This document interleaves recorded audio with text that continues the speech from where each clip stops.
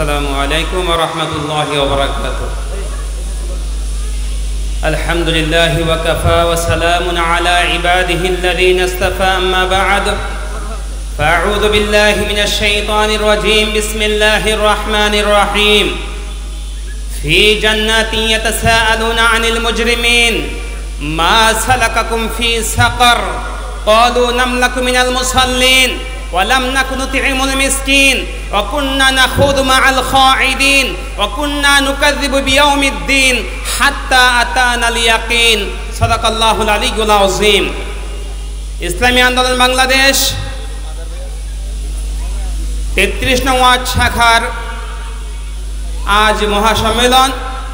উপস্থিত রয়েছেন আমাদের প্রধান অতিথি, বিশেষ অতিথি, আজকের অনুষ্ঠানের মহামান্য সভাপতি সাহেব সহ আমার সামনে উপবিষ্ট দিন দরদি, ইসলাম দরদি, ইসলাম প্রিয় সহযোদ্ধা বন্ধুগণ। আমি পবিত্র কালামুল্লাহ শরীফ থেকে ছোট্ট একখানা আয়াত তেলাওয়াত করেছি।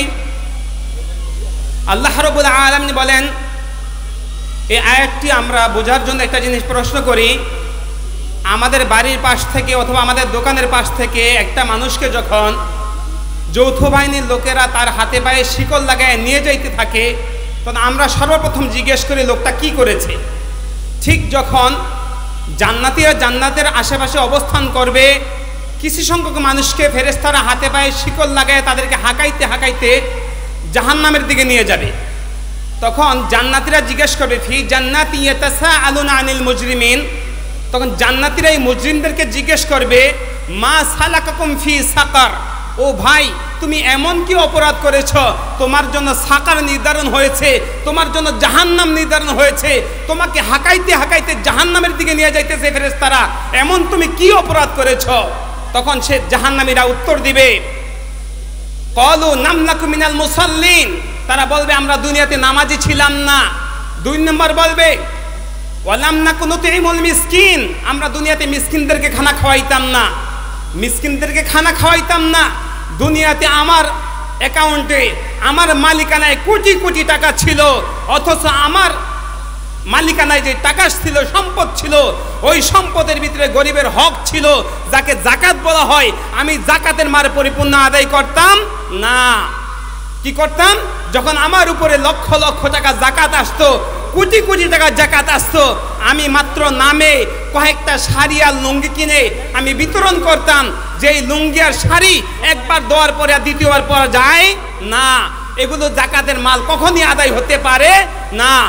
আমাদের দেশের যদি ইসলামী রাজ কায়েম হয়, ইসলামী শাসন কায়েম হয়, ইনশাআল্লাহ যারা কোটি কোটি টাকার সম্পদ তৈরি করেছে, যারা হাজার হাজার কোটি টাকা বানিয়েছে, তাদের সম্পদ থেকে ইসলামী আইন অনুযায়ী যাকাতের মাল আদায় করা হবে, এবং তা যদি যথা জায়গায় ব্যয় করা হয়, তাহলে বাংলাদেশের জমিনে কোনো যাকাত নেওয়ালা মানুষ থাকবে না। আপনারা জানেন যে আমরা যে রোজের মধ্যে দাঁড়িয়ে বক্তব্য দিতেছি, এই রোজে যখন কাজ করার বরাদ্দ আসে 100-1000 টাকা যদি বরাদ্দ হয়, তার মধ্য থেকে কাজ হয় মাত্র 75 টাকা। 100 টাকা বরাদ্দ হইলে তার মধ্য থেকে 75 টাকার কাজ হয়, বাকি 25 টাকার কাজ হয়, আর বাকি 75 টাকা কি হয়? চুরি হয়। এইভাবে আমাদের বাংলাদেশ কখনো উন্নত হতে পারে না। আমাদের বাংলাদেশে যদি ইসলাম কায়েম হয়, পীর সাহেব চরমনে যদি ক্ষমতার আসনে আসে বসতে পারে, ইনশাআল্লাহ এই দেশের মধ্যে গরিব মানুষ খুঁজে পাওয়া যাবে না। ইনশাআল্লাহ আমরা আমাদের জীবন দিয়ে, আমাদের জান দিয়ে, আমাদের মাল দিয়ে ইসলামের পক্ষে থাকবো তো ইনশাআল্লাহ। আমরা এই দেশের মধ্যে ইসলাম কায়েম করার জন্য, আল্লাহর হুকুমে আল্লাহর দিন কায়েম করার জন্য আমরা আমাদের জান, আমাদের মাল, আমাদের সব কিছু দিয়ে আল্লাহর জমিনে আল্লাহর হুকুম কায়েম করবো ইনশাআল্লাহ। আল্লাহ রাব্বুল আলামিন আজকের এই প্রোগ্রামকে কবুল করুন। আমরা যারা আসছি আমাদের সবাইকে আল্লাহ রাব্বুল আলামিন ইসলাম কায়েমের জন্য, দিন কায়েমের জন্য, আল্লাহর জমিনে আল্লাহর হুকুমত কায়েম করার জন্য আল্লাহ তাআলা কবুল করুন। আমিন। ওয়া আখিরু দাওয়ানা আনিল হামদুলিল্লাহি রাব্বিল আলামিন। আসসালামু আলাইকুম ওয়া রাহমাতুল্লাহি ওয়া বারাকাতুহু।